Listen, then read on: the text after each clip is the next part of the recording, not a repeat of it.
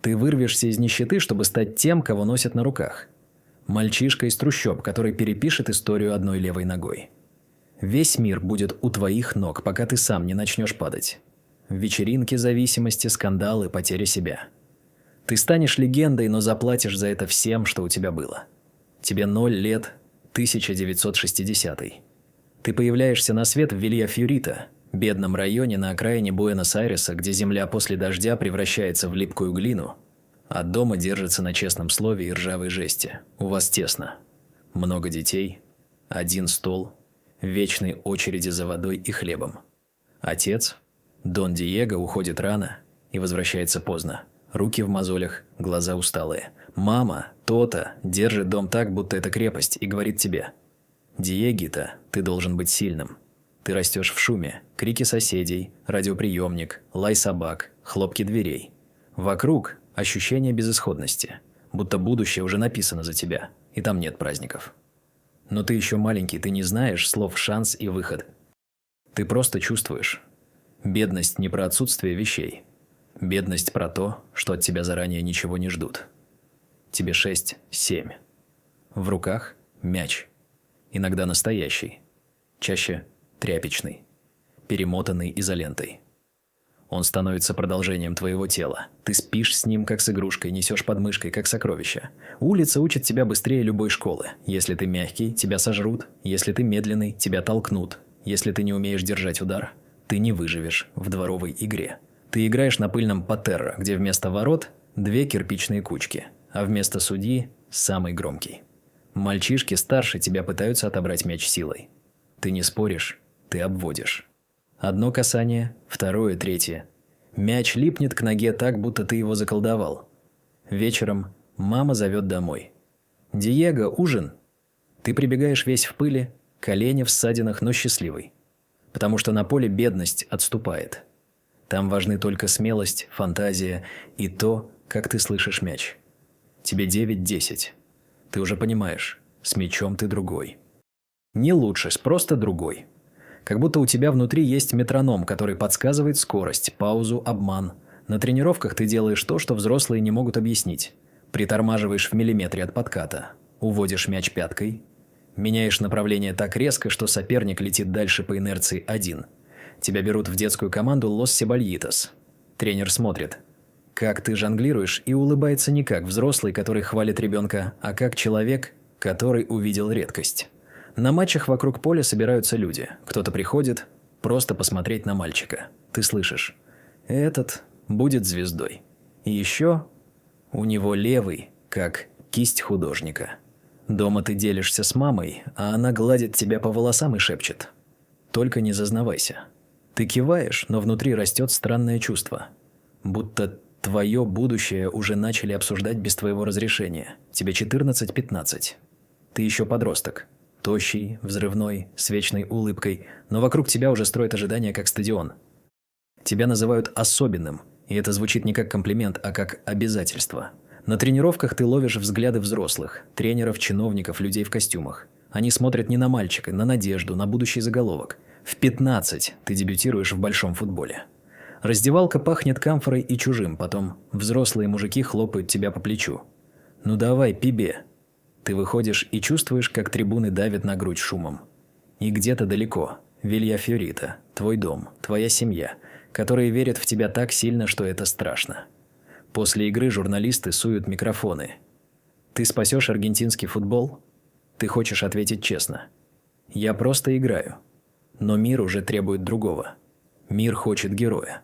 А ты начинаешь бояться не соперников. Ты боишься однажды не оправдать то, что в тебя вложили люди, у которых почти ничего нет. Ты быстро взрослеешь на глазах у страны. Аргентинас Хуниорс становится твоей школой и фабрикой одновременно. Тебя учат, но и используют каждую секунду твоего таланта. Ты забиваешь, отдаешь, тащишь игру так, будто у тебя в груди мотор. Тренер говорит: «Диего, не пытайся всем доказать, просто делай свое». Но ты не умеешь просто. Ты играешь так, как живешь. На пределе. Потом приходит Бока Хуниорс. Ла Бомбонера гремит, как железный котел. Ты выходишь в сине-желтой форме и видишь, как люди плачут от счастья еще до первого касания. Тебя обнимают незнакомцы, тебе кричат с балконов, тебе дарят письма и иконы. Сборная тоже рядом. Она тянет тебя к себе рано, слишком рано. В раздевалке национальной команды ты слышишь разговоры о чемпионате мира, о судьбе страны, о том, как футбол должен возвращать гордость. Ты стоишь у своего шкафчика и понимаешь, детство закончилось. Тебя вписали в историю еще до того, как ты научился жить. Твои матчи превращаются в спектакль, где ты главный трюк и главный смысл. Ты можешь проигрывать по счету, но все равно оставаться победителем по ощущению. Один финт, и стадион ревет так, будто случилось чудо. Ты чувствуешь эту власть кожей. Люди сходят с ума по тебе не потому, что ты красивый или правильный, а потому что ты даешь им то, чего у них нет. Надежду, свободу, дерзость. После игры ты идешь к автобусу, а вокруг толпа, как волна. Крики. Диего, руки, слезы, дети, которых поднимают на плечи, чтобы ты их увидел. Ты улыбаешься, подписываешь футболки, но внутри нарастает усталость. Тебя хотят все, каждую минуту без пауз. Вечером ты возвращаешься в комнату, и там тишина. Ты смотришь на свои бутсы, на сбитые ногти, на синяки. Телефон звонит. Новые интервью, новые обязательства, новые люди. Ты еще думаешь, что контролируешь этот поток. Но он уже контролирует тебя. Взлет – это когда воздух редеет, а ты делаешь вид, что дышишь легко. В Аргентине тебя перестают воспринимать как футболиста. Ты становишься аргументом. Тебя произносят в очередях, на кухнях, в барах. Если у нас есть Марадона, мы не сломаемся. В стране много боли и унижений, и людям нужен кто-то, кто сможет за них крикнуть без слов. Ты и кричишь финтом, ускорением, наглым пасом вразрез. Тебя зовут Эль Пибе де Оро – золотой мальчик. Но золото тяжелое. Чиновники улыбаются рядом с тобой для фотографий, тренеры строят вокруг тебя планы, как вокруг главного ресурса. Ты слышишь фразы «надо беречь Диего», но на деле тебя тянут все выше и выше, пока у тебя не остается привычки отдыхать. Ты начинаешь чувствовать одиночество в толпе. Тебя любят, но эту любовь нельзя обнять и нельзя попросить замолчать. Любовь толпы требует продолжения. Еще один гол, еще одна победа, еще одно чудо. Ты смотришь в зеркало и видишь мальчика из бедного района. И одновременно видишь чужой плакат, икону, символ. И где-то между ними теряется простой вопрос. А кто я, если однажды не смогу играть? 1982. Ты приезжаешь в Барселону, как в другой космос. Ровные поля без ям, раздевалки как гостиницы, деньги, которые звучат нереально. Европа встречает тебя вспышками камер и холодной дисциплиной. Здесь любят футбол, но еще больше любят контролировать футболистов. Тебя измеряют, взвешивают, оценивают, обсуждают в газетах так, будто ты не человек, а механизм. Сначала ты пытаешься быть идеальным, но тело и психика не успевают перестроиться. Ты болеешь, ты получаешь тяжелую травму после жесткого удара и впервые чувствуешь, что тебя можно сломать физически. Ты лежишь, смотришь в потолок и слышишь, как за дверью продолжается жизнь клуба, которая не остановилась из-за твоей боли. Вокруг новые друзья, новые соблазны, новые ночи. Тебе предлагают расслабиться, снять напряжение. Ты еще не называешь это опасностью. Ты называешь это спасением. Барселона дает тебе европейскую славу и одновременно учит. Здесь тебя будут любить ровно до тех пор, пока ты приносишь результат. Слава оказывается не пьедесталом, а рынком. Всем нужен кусочек тебя. Твое время, твой голос, твоя улыбка на фото, твоя подпись, твой скандал. Ты выходишь из ресторана, тебя ждут. Ты приезжаешь на тренировку, тебя снимают. Ты хочешь просто пройти по улице и уже не можешь. Ночи становятся длиннее, вечеринки громче. Люди вокруг говорят «ты заслужил». И ты веришь, потому что устал быть ответственным символом. В шуме проще не думать. В шуме можно на время забыть, что в тебе живет целая страна. Ты смеешься, танцуешь, говоришь лишнее. Утром просыпаешься с тяжелой головой и чувствуешь странную пустоту. Ты снова идешь на поле, и поле спасает. Но спасение становится коротким. Матч длится 90 минут, а остальное время ты один на один с собой и с теми, кто хочет тебя употребить. Тренер говорит про режим, врачи про сон, менеджеры про репутацию. Ты киваешь. Но внутри появляется мысль, опасная своей простотой. Если тебе все равно не дадут быть обычным, то зачем пытаться? 1986. Мексика. Ты капитан. И это слово звучит как приговор. На тренировках жара плавит воздух, на матчах трибуны гудят, как двигатель самолета. Тебе говорят, вся страна на твоих плечах. Ты улыбаешься, но плечи реально болят. Не от нагрузки, от смысла. Перед играми ты сидишь в номере и слышишь, как в коридоре шепчутся: «Если Диего не потянет, мы пропали». Ты выходишь на поле и понимаешь: тебе нельзя просто играть хорошо. Тебе нужно совершать чудеса регулярно, как по расписанию. Матч за матчем ты вытаскиваешь команду. Ускорением, пасом, наглостью, которая ломает чужую дисциплину. А потом Англия. История, злость, политические тени – все в одном 90-минутном отрезке. Ты забиваешь, и мир спорит о том, как именно. Ты забиваешь еще, и мир хотя бы на секунду соглашается, это гениально. После финала кубок тяжелый, как твоя судьба. Страна празднует, а ты впервые чувствуешь. Величие тоже может быть наркотиком. После Мексики ты уже не просто звезда, ты легенда при жизни. И именно в этот момент появляется Наполи. Не самый богатый клуб, не самая удобная судьба. Зато город, который понимает бедность, ярость и мечту. Неаполь встречает тебя так, будто ты святой. Тысячи людей, дым, песни, плакаты на балконах. Тебя почти физически затягивает эта любовь. Ты выводишь Наполи туда, где они никогда не были. Скудетто становится религией, Кубок УЕФА – доказательством, что чудо возможно. Стадион Сан-Паоло орет твое имя так, будто это заклинание. Ты идешь по городу и видишь свои портреты на стенах рядом с Мадоннами. И ты начинаешь верить. Ты непобедим. Это сладкая, опасная вера, потому что в ней нет места слабости, нет права устать, нет права быть человеком. Ты на вершине мира, и все чаще ловишь себя на мысли, что вниз падать будет больнее, чем ты способен выдержать. А значит, надо держаться наверху любой ценой. Снаружи ты бог Неаполя. Внутри ты человек, которому негде спрятаться. Каждая ошибка превращается в заголовок, каждое лишнее слово – в скандал, каждый синяк – в повод для слухов. Ты начинаешь жить как под прожектором, который не выключают даже ночью. Ты хочешь тишины, но тишина пугает. В ней слышно сердце, страх, пустоту. Люди вокруг меняются, появляются те, кто улыбается слишком быстро и предлагает решить вопросы. Они называют тебя братом, королем, семьей. Ты чувствуешь, это не любовь. Это сеть. Но сеть удобна, потому что обещает защиту. Ты становишься раздражительным. Кричишь на близких, срываешься на журналистов, обижаешься на тренеров. Тебе кажется, что все хотят отобрать у тебя контроль. А контроль – единственное, что у тебя осталось. На поле ты все еще гений. Но после матчей ты все чаще смотришь в зеркало и видишь не героя, а уставшего мужчину, который пытается не развалиться. Ты уже знаешь, как это работает. Напряжение растет, как давление в котле. И кто-то обязательно предлагает клапан. Сначала это выглядит как отдых, как способ выключить голову.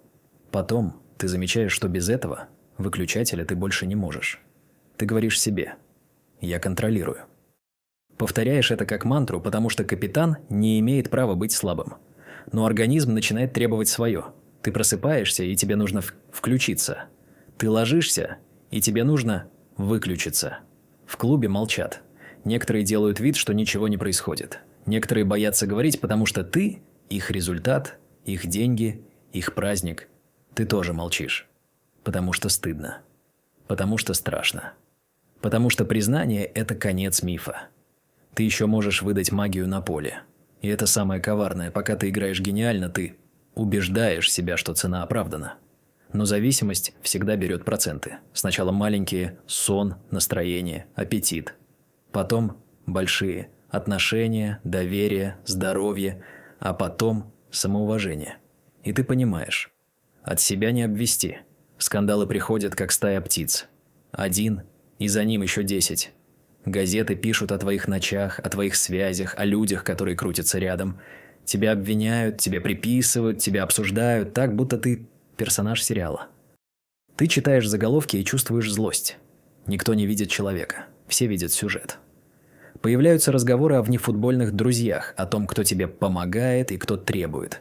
Ты то смеешься, то закрываешься. Иногда ты сам подливаешь бензин дерзким интервью, резким жестом, демонстративным конфликтом. Потому что внутри боль, а боль хочет выхода. Ты ссоришься с прессой, с федерациями, с руководителями. Тебя провоцируют, и ты ведешься. Твоя слабость становится публичной валютой. Где-то в глубине ты понимаешь. Ты теряешь управление. Но признать это значит признать, что ты не бог. А любовь толпы жестока, она поднимает на руках. И также быстро может рвануть вниз, если почувствует предательство мечты. Тело начинает мстить. Ты быстрее устаешь, медленнее восстанавливаешься, чаще чувствуешь тяжесть в ногах. Эмоции скачут, то эйфория, то черная яма. Ты обещаешь себе завтра начать по-новому. Но завтра приходит с теми же людьми и теми же привычками. А потом удар, который нельзя обыграть финтом, проваленный тест, официальные слова, холодные формулировки. Дисквалификация, запрет. Ты слышишь это как звук двери, которую захлопнули. Неаполь шумит, спорит, делится на тех, кто оправдывает, и тех, кто плюет вслед. Ты пытаешься держаться дерзко. Они хотят меня уничтожить. Возможно, частично так и есть. Мир любит рушить идолов. Но ты честно знаешь и другое. Ты сам дал им в руки молоток. Без игры ты остаешься наедине с тем, от чего всегда убегал. День тянется бесконечно, и в нем нет стадиона, который спасает. Ты начинаешь набирать вес. Теряешь форму, теряешь дисциплину. И самое страшное – начинаешь терять веру, что способен вернуться тем, кем был. 1994 чемпионат мира в США. Ты возвращаешься, похудевший, сияющий, будто заново собранный. Камеры ловят твои глаза. В них слишком много напряжения, слишком мало покоя. Ты забиваешь, бежишь к камере, кричишь так, будто хочешь прогнать демонов. Страна снова верит. Он вернулся. И потом снова тест.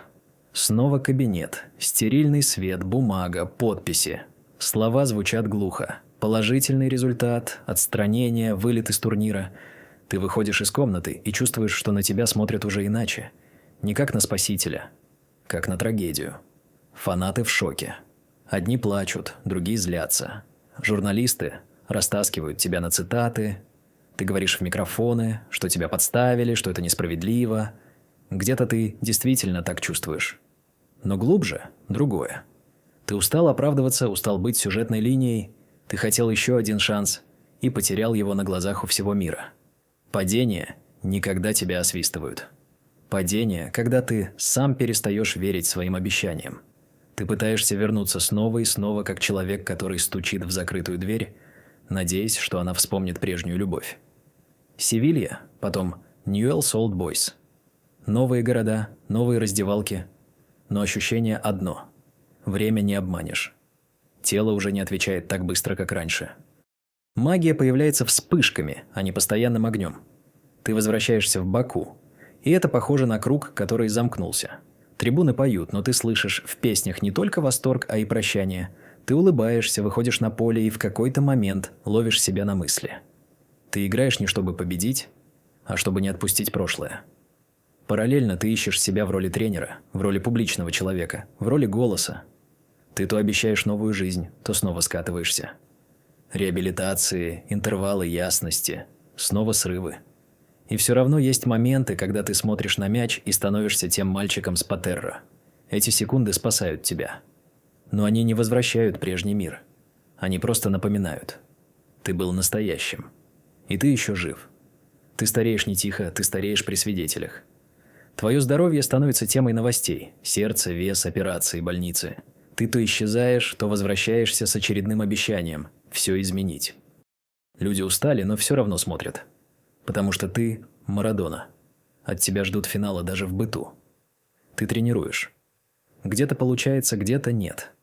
Сборная Аргентины – отдельная рана. Ты снова внутри мечты страны, снова чувствуешь давление, как бетон. Ты стоишь у бровки, сжимаешь кулаки и понимаешь. Тренеру нельзя сделать финт вместо игрока. Это бесит и ломает. Тебя по-прежнему обожают. И по-прежнему осуждают. Ты живешь между любовью и хаосом, как между двумя стенами, которые сдвигаются. Временами ты говоришь трогательные вещи о бедности, о маме, о том, что футбол спас тебя. Временами срываешься, ругаешься, снова становишься скандалом. Но иногда ты остаешься один, смотришь старые нарезки, и в глазах появляется тихая печаль. Самый тяжелый соперник. Это ты сам. И матч с ним длится всю жизнь. Твое имя переживает твое тело. Когда тебя не станет, улицы снова заполнятся людьми. Такими же, как в Неаполе и в Буэнос-Айресе. Бедными, громкими, плачущими, благодарными. Они будут нести твои портреты, как иконы, и спорить до хрипоты. кем ты был на самом деле – гением или предупреждением. Для одних ты навсегда останешься чудом, тем, кто мог разрезать поле как ткань и дать ощущение справедливости тем, кого жизнь не щадила. Для других – трагедией. Человеком, которого слава съела изнутри, пока весь мир аплодировал. И правда, скорее всего, в том, что ты был и тем, и другим. Ты дал миллионам радость, которую трудно объяснить словами. И ты показал миллионам цену, которую иногда платят те, кого называют богами. Твоя история не про идеальность. Она про талант, который вырос из грязи, взлетел в небо и обжегся. Тебя никогда не забудут, потому что ты не был ровным, ты был живым. И именно поэтому легендой.